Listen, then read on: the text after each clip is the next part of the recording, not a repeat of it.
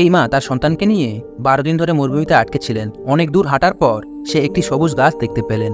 তিনি সঙ্গে সঙ্গে সেই গাছটির কাছে চলে আসেন। সেখানে একটি ছোট্ট পুকুরও ছিল আর গাছের মধ্যে ফলও ধরেছিল। ছোট্ট ছেলেটি পানি খেয়ে একটি ফল তুলতে গেল। মা যখন দেখলেন সেই ফলও টিয়া পাখি খাচ্ছে, তাই তিনি নিশ্চিন্ত হয়ে সেই ফল ছেলেকে খেতে দিলেন। এই মরুভূমিতে তারা একটি বাঁচার অবলম্বন পেল। কিন্তু কে জানতো পরের দিন সকালে এই পুকুরটি পুরোপুরি শুকিয়ে যাবে।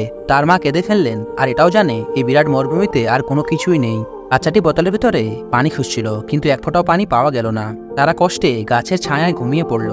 ঠিক তখনই সেখানে একটি কালো শিকারী দেখা দিল, যে কিনা শিকারে এসেছিল। তাদের দিকে খাবারের জন্য সে টিকটিকি দিতে চাইল, কিন্তু তারা নিতে অস্বীকার করলো, কেননা তাদের খাবারের প্রয়োজন নেই, পানির প্রয়োজন।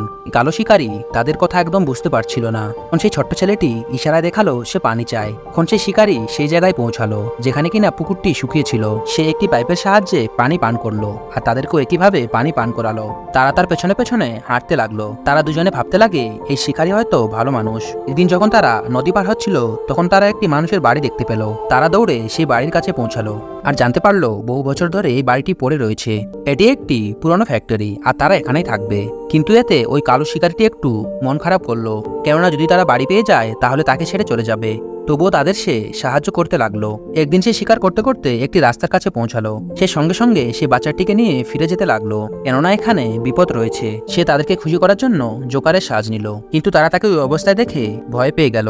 পরের দিন সকাল হতে না হতেই সেই ছোট বাচ্চাটি তার মাকে সেই রাস্তার কাছে নিয়ে আসলো, এবং তারা সেখান থেকে সেই শিকারীকে রেখে চলে গেল।